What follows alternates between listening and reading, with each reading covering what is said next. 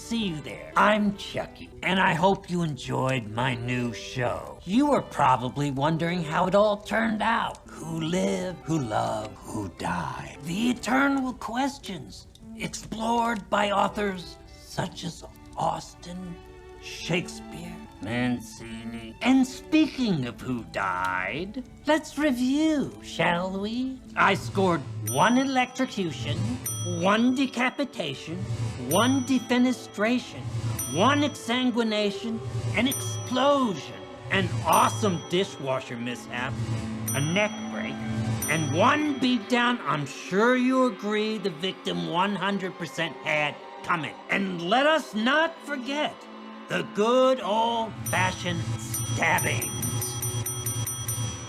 And exactly how did I kill the cat? Probably better I leave that to your imagination. Making for a grand total of 21 victims. Well, at least the kids got their happy ending. True love, BFFs, and a whole bunch of dead parents. But what about Andy and Nika? And that truck full of Chuckies? What kind of ending do they get? And now, a word from our sponsors. What's going on, friends and family? I'm here to talk about the season finale of Chucky. It was a lot to unpack. Hit that intro.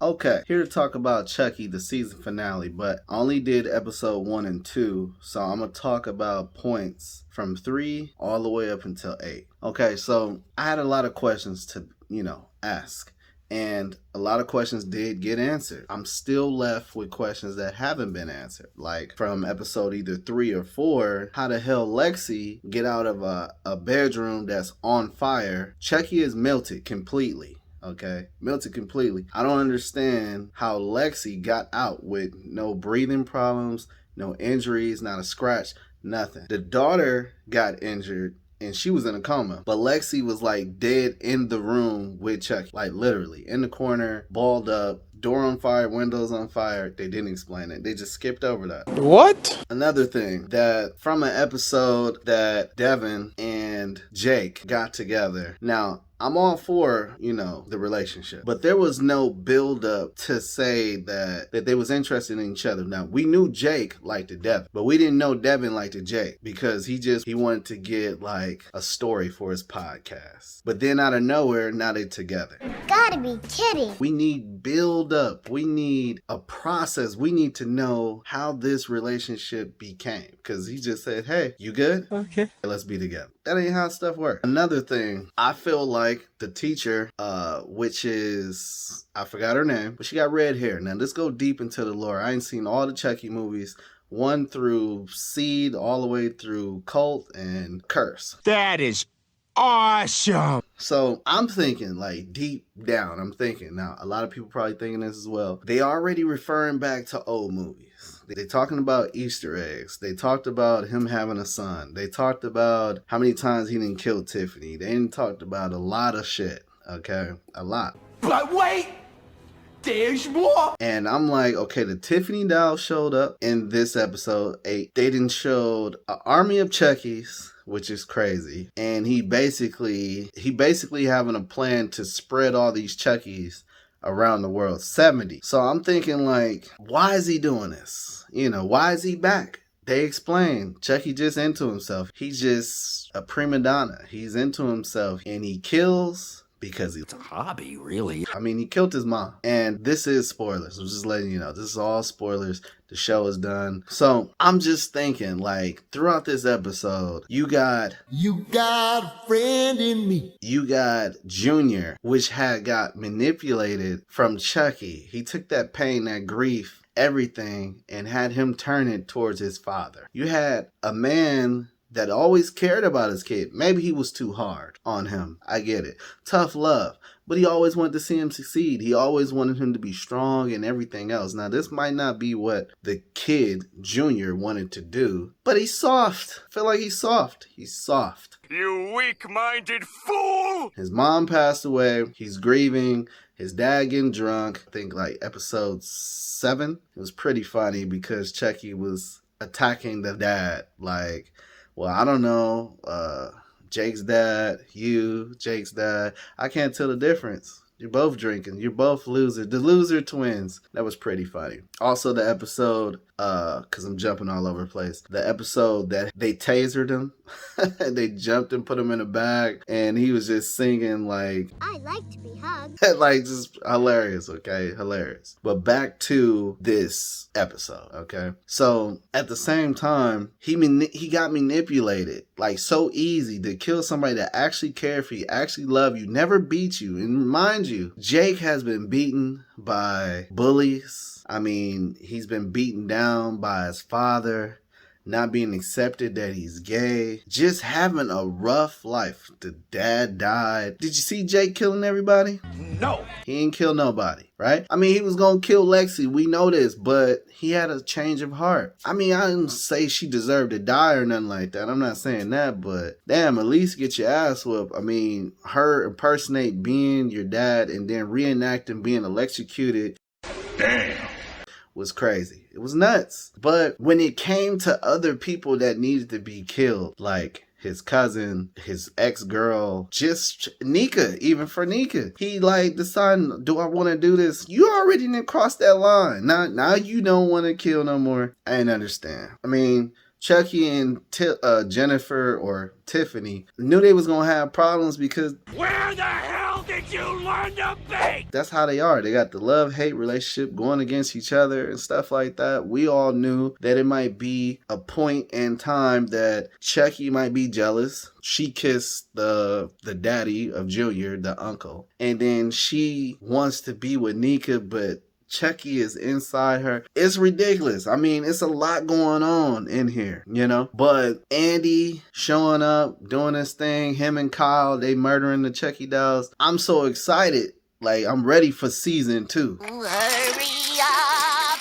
It's so much going on in this show. But another thing I want to bring up in this episode, when Chucky was stabbing people in the ass, like, the daddy got stabbed in the ass, but he didn't make no noise. He didn't scream. He didn't do nothing. Ah, you motherfucker! You shot me in the ass! But everybody else getting stabbed in the ass is actually screaming. I didn't understand that. Like, it was just like a silent kill. The daughter disturbs me, okay? The young one. Forgot her name, but the young one disturbed, like, she bothers me because you got a doll that's literally talking to you saying that you should kill your parents. But she's supposed to be this genius that they build her up to, and everything she do is art. But doesn't know when a bad situation is happening. What?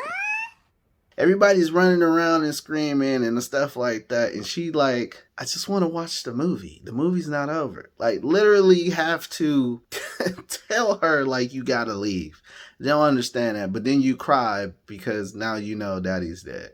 I just didn't know what to say to that. But the plan that's projected over this movie with the Jennifer Tilly and Chucky, or Tiffany, because they switch bodies. So you have to do the lore and go back and see what I'm talking about. But for them to come up with this plan to spread 70 Chuckies, they just basically trying to spread them around. But he looking at a way that he won't be forgotten. People gonna forget about the people that was murdered. Their names eventually gonna evaporate. But what's not gonna evaporate is the murder count, the body count. And he knows that. But he just feeling himself. Point in time that he just like talking to himself, he is just a pure asshole, okay? With Andy trying to stop this because he kind of know Chucky's mind and stuff like that, for him to leave Kyle and for Kyle to drug the kids, like, y'all need as much backup as you can get. Like, I get that they're trying to protect the kids, but I mean, what if you drug the kids and then a Chucky doll showed up and then like stabbed them? Hi, Mikey! Like, they don't think about that. Another episode a little further back, when they was trying to see if the doll in this small town was alive,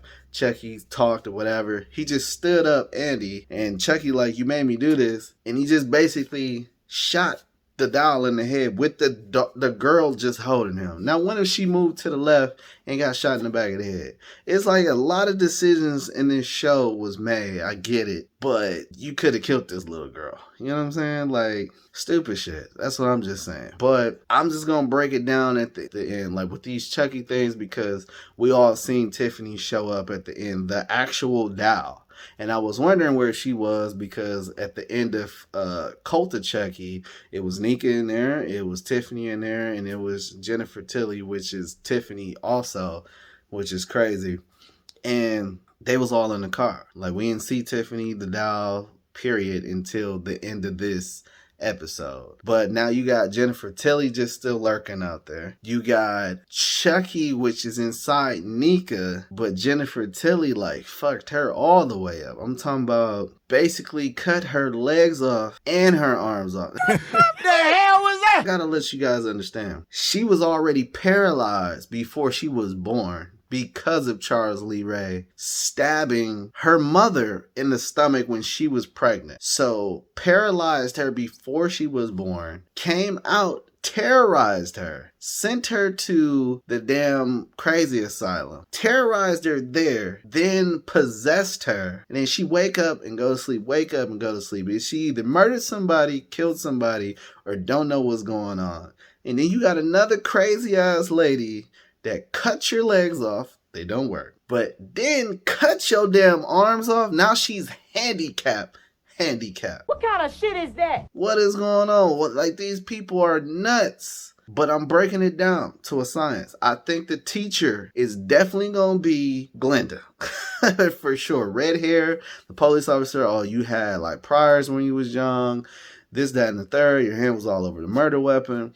She dropped the kids off at the gravesite. I'm pretty sure this is the kid. They having a season 2, so I'm guessing they're not revealing it right away. But another thing, just to back up a little bit, episode 6 or 5, I think it's 6. Now, they did say in this episode 8 why he's so strong. The Dumbledore power magic make him strong. I get it. But when he pushed that cart into Junior's mom, and she flew out the window from like the 15th floor. Okay, let's be real here. First of all, I didn't try to crack a window to get my keys out of the car. And I swung pretty hard, and I ain't crack it, I ain't dent it or nothing. Like, you damn near have to get and shoot it as hard as you can. It could be broke, but I did a lot of force. I tried, right? He pushed a mail cart into her, and she flew through the window. Now, businesses, banks, or any place that looked like that, you know how thick that glass is? No way he pushed the cart. First of all,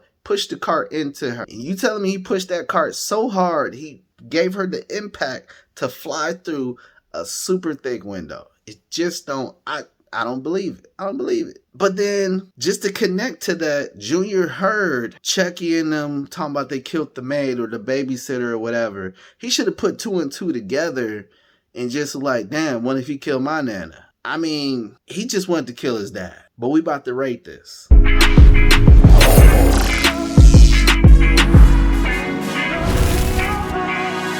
Fire. This whole episode, this whole season, fire. This video was just me just being excited over everything that had transpired. Now, from episode 3 all the way up to now, it's just a lot going on. Like, everything that had happened in this show was needed. Okay, I can't wait to season 2. Hopefully you share this excitement with me if you're watching this, because it was crazy. I'm ready to see more. Subscribe, damn it. I'll be back. I always come back, and so should you moron. Peace. See you in the next one.